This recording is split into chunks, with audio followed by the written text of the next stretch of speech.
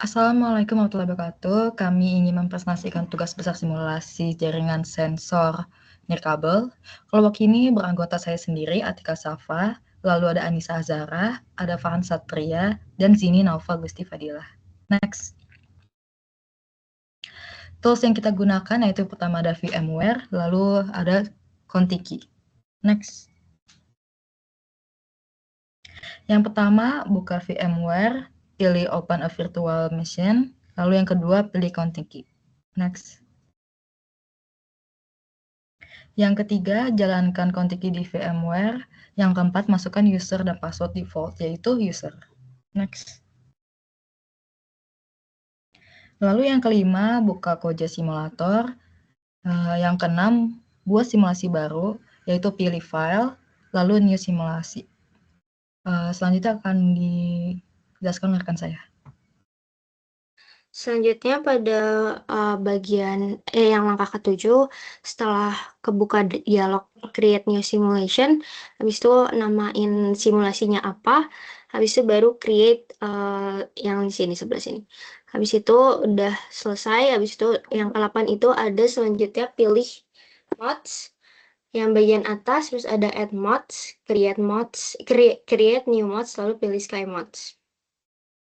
Udah sama seperti yang sebelumnya, nanti keluar dialog seperti ini juga, box dialog seperti ini. Pada bagian firmware itu keluar klik bagian browse ini, habis itu arahkan ke folder Contiki example /IPv6 RPL collect, habis itu udp sender.c, lalu klik compile. Kemudian yang ke-11 itu nanti keluar lagi seperti ini. Untuk udp sendernya itu tambahkan 10 mods. Nanti dengan positioning itu random positioning. Terus ke yang ke-12 itu kalau sudah muncul seperti ini baru itu mods berhasil ditambahkan. Selanjutnya yang ke-13 itu sama seperti yang sebelumnya, itu untuk buat sync itu ada pilih mods, habis itu add mods, create new mods, lalu pilih sky mod. Nah, sama untuk description-nya di sini tulis udp sync.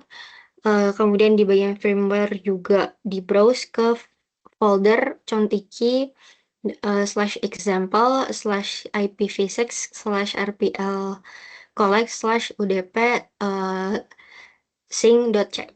Selanjutnya akan dijelaskan oleh teman saya. Selanjutnya untuk membuat UDP sync, setelah memilih foldernya, kita mengklik compile dan create. Setelah itu kita tambahkan untuk mods UDP sync-nya yaitu 1. Setelah itu dipilih untuk add mods. Next. Nah, kalau udah gitu nanti di sini bakalan ada UDP sync yang muncul, yaitu yang warna kuning. Selanjutnya kita bisa lakukan simulasi, pencet pada simulator simulation control yaitu start. Next.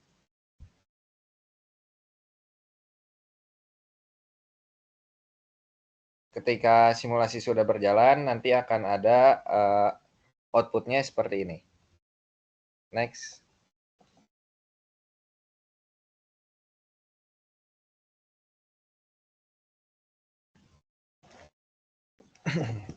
Next slide-nya.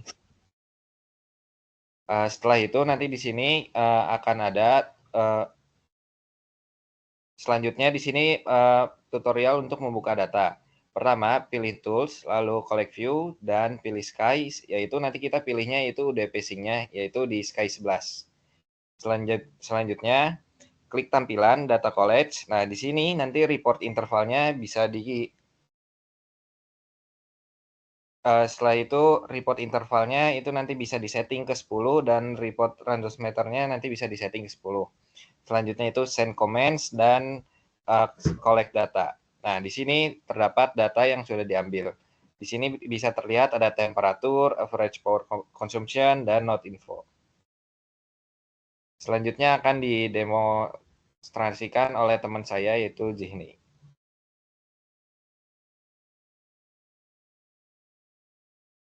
Terima kasih, Farhan. Kita akan langsung saja masuk ke simulasi jaringan sensor nirkabel ini. Seperti yang sudah dijelaskan oleh rekan-rekan semua, ini tadi tutorial merupakan cara bikin simulasi jaringan sensor nirkabel. Pertama-tama kita buka dulu VMworks-nya, lalu kita ke Open Virtual Machine dan pilih Contiki. Karena saya sudah pernah, dan kita langsung saja masuk ke Virtual Machine.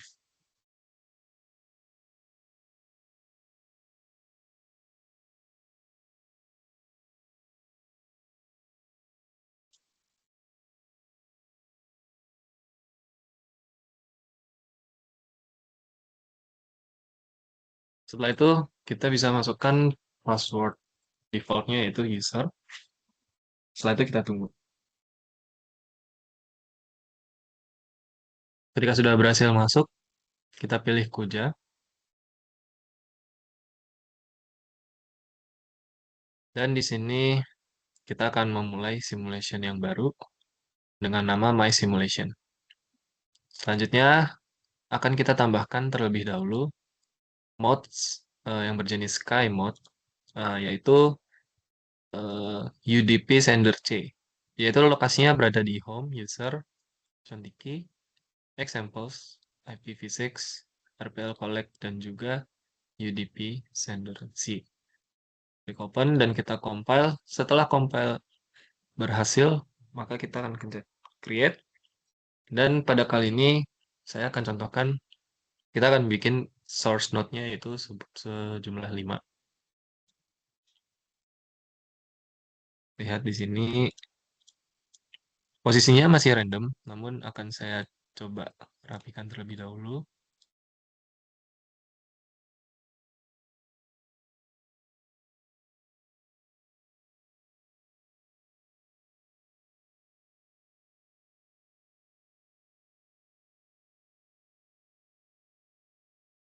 Oke. Selanjutnya, di sini kita sudah ada sendernya atau source node-nya. Lalu selanjutnya kita akan bikin modes yang sync-nya. Kita ubah dulu namanya menjadi UDP sync. Di sini kita butuh satu aja, yang sync C. Dengan folder yang sama, di RPL Collect. Kita compile. Setelah selesai kita create. Satu aja. Lalu kita posisikan dia di sebelah sini.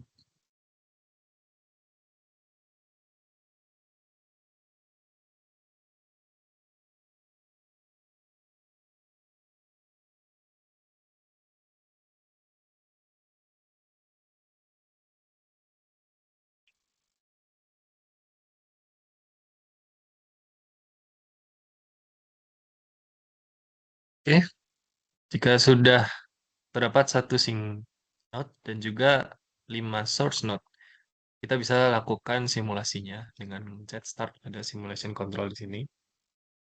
Dan dia akan merecord jalur yang tersedia. Bisa kita lihat di radio message dan analyzer with PCIP. Atau kita juga bisa lihat dengan cara collect view pada sync node-nya. Kita akan chat start collect.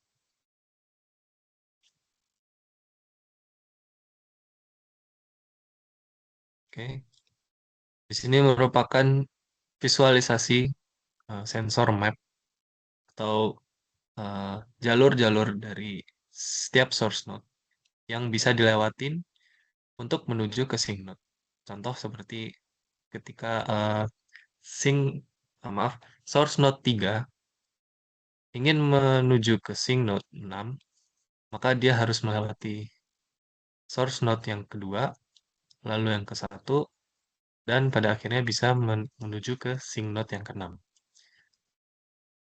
Bisa kita konfirmasi dari gambar yang kita bikin tadi, maksudnya grafik dari sini. Ketika source node 3 ingin menuju sync node 6, maka jalur yang tersedia atau routing yang bisa dia lewatin itu ada 2, yaitu kita bisa ke 2 Setelah dari 3 ke 2 dan ke 1 ke 6. Dan route yang kedua bisa dari 3 ke 5, 4, 1, dan 6. Hal ini kita bisa analisis dari hasil tadi dari node info. Kita highlight yang node 3. Di sini hopsnya berjumlah 3. Sama seperti yang tadi saya bilang.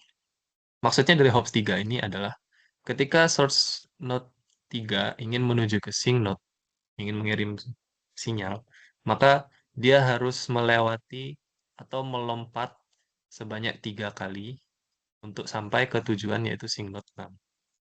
Seperti tadi, 3 ke 2, 1 lompatan, 2 ke 1, lompatan kedua, 1 ke 6, lompatan ketiga. Mengapa tidak bisa langsung dari 3 ke 1 atau 3 ke 4? Harus melewati 5 atau 2. Karena ketika kita klik source node yang ketiga, itu jangkauan komunikasi yang bisa diraih oleh source node 3 itu hanya source node 2 dan source node 5. Maka dari itu, pilihan jalur atau routing yang bisa dilewatin oleh sync node 3 ke sync node 6 yaitu antara 2 atau 5. Lalu kita lanjut ke analisis average power consumption. Nah, ketika kita lihat rata-rata konsumsi energi yang dibutuhkan setiap node itu berbeda. Jika kita lihat di sini, node yang nomor 1 atau yang dekat dengan sync node, seperti gambar di sini, itu dia membutuhkan energi yang lebih besar daripada yang lainnya. Mengapa? Karena setiap source node yang ingin menuju sync node, itu jalur yang dilewatin harus melewati source node 1. Jika kita lihat di sini, yang warna hijau ini radio listen atau gelombang yang bisa diterima oleh source node 1 itu lebih besar daripada yang lainnya. Karena source node 1 itu bisa menerima sinyal dari 4 dan bisa menerima sinyal dari 2. Nah, maka dari itu energi yang dibutuhkan, energi yang digunakan dan dikonsumsi oleh source node 1 ini otomatis lebih besar karena dia menerima dari 2 sinyal source node ini.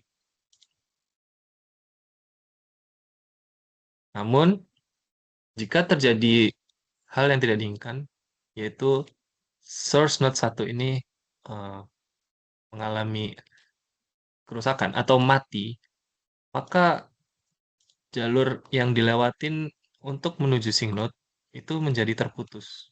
Dan source node 4, 2, 3, 5 akan dirugikan karena tidak bisa terjangkau langsung ke sync node jika satu diputuskan atau mati. Maka dari itu, solusi yang bisa dilakukan yaitu source node 1 ini harus ada cadangan.